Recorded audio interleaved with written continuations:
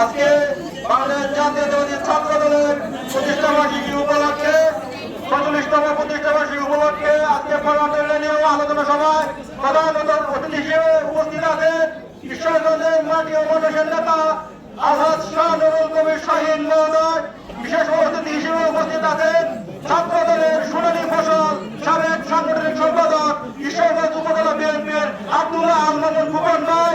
আরো উপস্থিত আছেন নবশিখ উত্তর জেলা যুব দলের সহসভাপতি সাংসদ হোসেন টিপু ভাই। আরো উপস্থিত আছেন ঈশ্বরগঞ্জ উপজেলা বিএনপির সাবেক দপ্তর সম্পাদক চট্টগ্রাম ভাই। আরো উপস্থিত আছেন ঈশ্বরগঞ্জ উপজেলা সরকার দপ্তরের যুগ্ম আহ্বায়ক সুমন ভাই সহ সকল নেতৃবৃন্দ ও ছাত্র দলের একাংশ সকলকে জানাই আমার ঈশ্বরগঞ্জ ছাত্র দলের পক্ষ থেকে সংগ্রামী শুভেচ্ছা ও অভিনন্দন।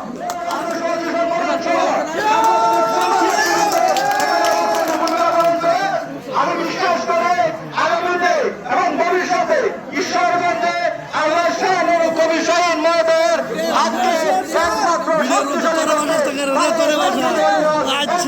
ক্যামেরাম্যান হলো গরিব।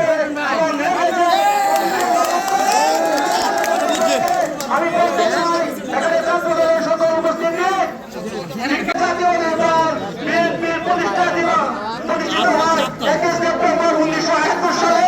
এই বিএনপির লালন করার জন্য এবং বিএনপির একমাত্র সহযোগী সংগঠন বাংলাদেশ জাতীয় দলের প্রতিষ্ঠা বার্ষিকী আমি আমার সিনিয়র নেতৃবৃন্দ এবং বিএনপির সকল নেতৃবৃন্দকে মনে করিয়ে দিতে চাই বাংলাদেশ জাতীয় দলের ছাত্র দল বিএনপির কোন অঙ্গ সহযোগী সংগঠন নয়। বাংলাদেশ জাতীয় দলের ছাত্র দল বিএনপির সহযোগী সংগঠন অতীতে এবং ভবিষ্যতে সকল কার্যক্রমে বাংলাদেশ জাতীয় দলের আশাবাদ সকল কাজকর্মে সত্য হাতে সকল স্বৈরাচার পতনে এবং স্বৈরাচার রুখতে সুন্দর বাংলাদেশ গড়তে আমরা ছাত্র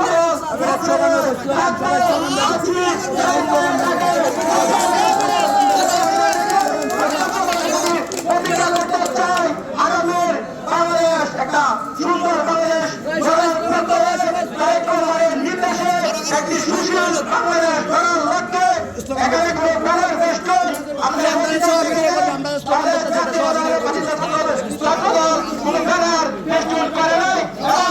বাংলাদেশ আওয়ামী লীগের একটা নিষিদ্ধ সংগঠন আছে সেখানে সেই ছাত্রলীগ যদি তারা বিভিন্ন কার্যক্রমে জন্মদিন উপলক্ষে দেখবেন সারা ঈশ্বরগঞ্জে তারা ব্যানার বেষ্টনে একটা বিস্তৃত আকাশ ছাউনি বেষ্টন তৈরি করেছিল যা বাংলাদেশ জাতীয় ছাত্র দল করে নাই। তারেক রহমানের নির্দেশে এই ছাত্র দল হবে একটা আগামীর আশাবাদী জনগণের ছাত্র দল। সেই আশা ব্যক্ত রেখে আমি আপনাদেরকে বলতে চাই বাংলাদেশ জাতীয় ছাত্র দল স্বৈরাচারের একমাত্র হুমকির দল।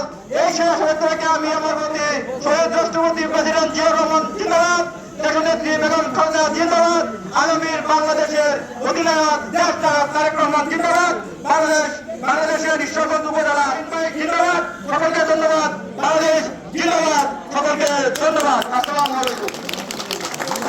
ধন্যবাদ।